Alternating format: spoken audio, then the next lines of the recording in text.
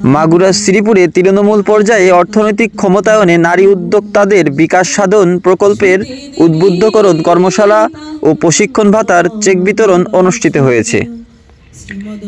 এ উপলক্ষে ২১ জানুয়ারি মঙ্গলবার বেলা 11:30টায় শ্রীপুর উপজেলা সম্মেলন কক্ষে শ্রীপুর উপজেলা নির্বাহী কর্মকর্তা ও উপজেলা মহিলা সংস্থার চেয়ারম্যান রাখি ব্যানার্জির সভাপতিত্বে অনুষ্ঠানে স্বাগত বক্তব্য রাখেন তৃণমূল প্রকল্পের প্রশিক্ষণ কর্মকর্তা BM টুটুল। এ সময় বিশেষ অতিথি হিসেবে উপস্থিত ছিলেন উপজেলা মহিলা বিষয়ক কর্মকর্তা গৌরাঙ্গ চন্দ্র মণ্ডল।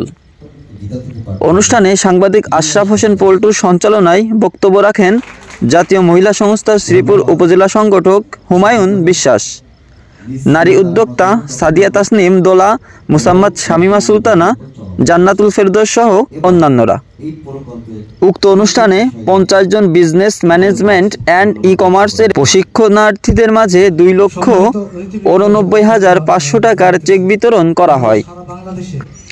এছাড়াও 10 জন সফল উদ্যোক্তাকে সম্মাননা স্মারক প্রদান করা হয়। এ সময় 350 শতাধিক মহিলা প্রশিক্ষণার্থী ও উদ্যোক্তাগণ, সাংবাদিক, উপজেলা পর্যায়ের বিভিন্ন কার্যালয়ের কর্মকর্তাগণ অনুষ্ঠানে উপস্থিত ছিলেন। সেটা আমাদের নিজেদের ব্যর্থতা। একটি ট্রেডে প্রশিক্ষণ নিতে হলে আপনাকে প্রথমেই যেটি নিজেকে বাছাই করতে হবে যে আমি কোনটার জন্য উপযুক্ত। আমি তো সব ট্রেডে, আমি সব জায়গায় প্রশিক্ষণ নিলাম,